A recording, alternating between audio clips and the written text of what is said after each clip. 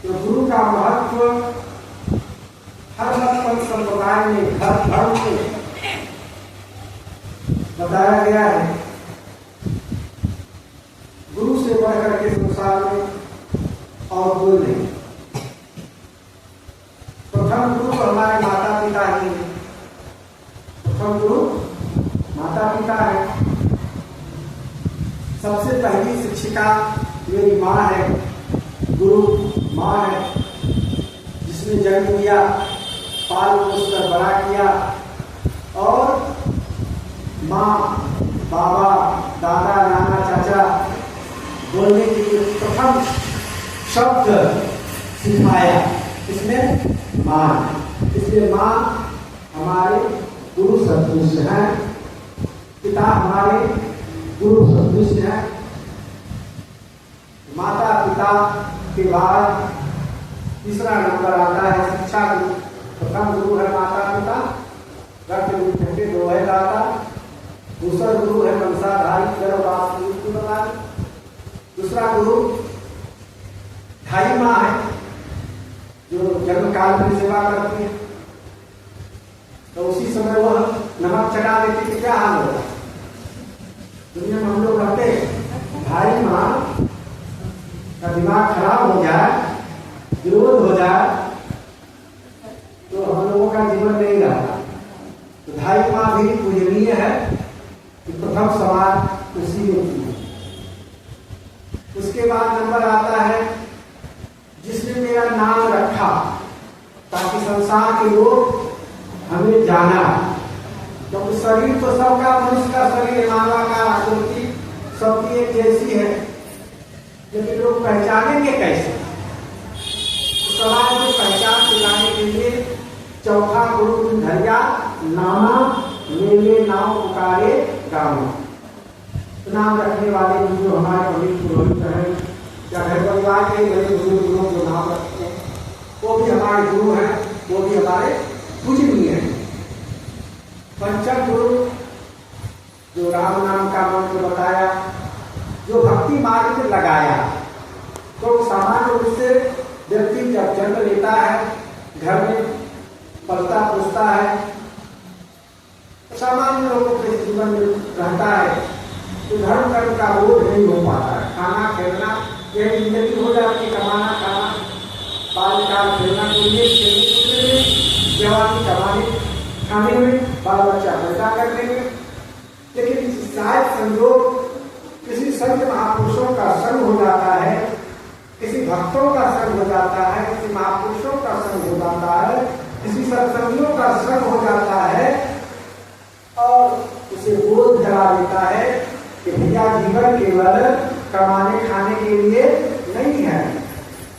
इस जीवन में गुरु के शरण में जाकर, गुरु से नाम दान लेकर भक्ति भजन करने में ही कल्याण है। लेकिन संसार छोड़कर तो एक दिन जाना ही जाना है।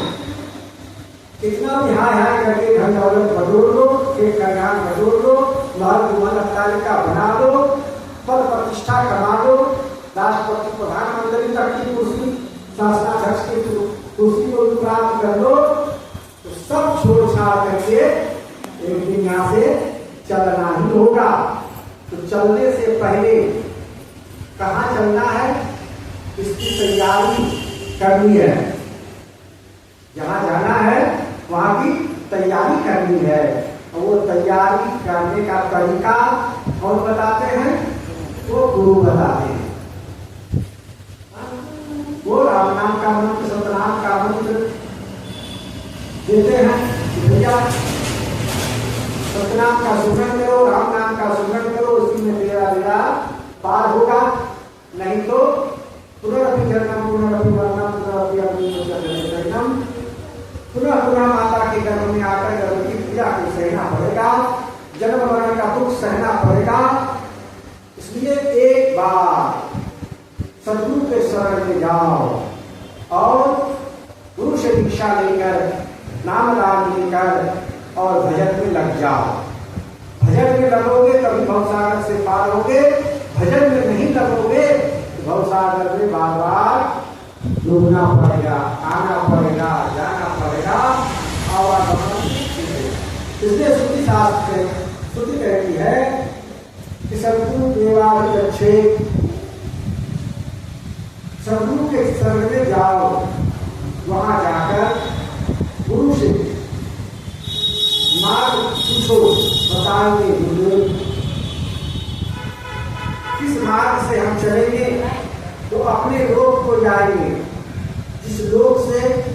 हम आए हैं, उस लोक को पुनः वापस जाना है, किस मार्ग से जाएंगे?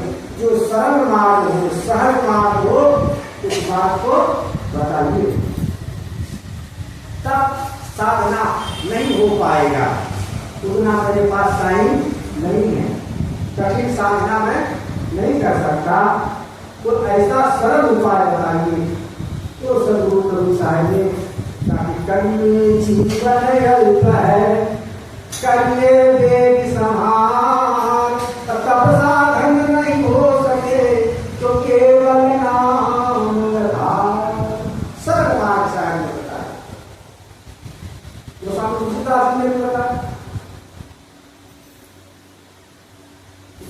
केवल नाम आधारा, सुमर सुमर न रुद्रहि पारा। संत हृदय का भी समाना, संत का हृदय बड़ा कोमल होता है, गुरु का हृदय बड़ा कोमल होता है, मक्खन से भी कोमल।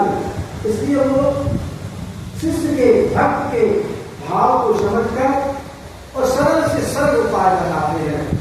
तो सदगुरु कबीर साहब ने बड़ा सरल उपाय बताया कि नाम का सुमिरन करो, सुमिरन करो नाम के, काल है ये ना जानो कि जवान हो जागे क्या करे। नाम का सुमिरन करो, सत्य नाम का सुमिरन करो, राम नाम का सुमिरन करो, इसी से तुम्हारा बेड़ा पार होगा।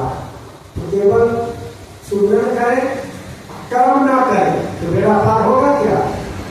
मुख में राम बगल में कर दिया, ऐसा करो नहीं होगा। मुख में राम बगल में छोड़ी, कहे कभी दुनिया कर, ऐसी नीयत यदि बुरी हो तो तुम भगवान को ठगने चलो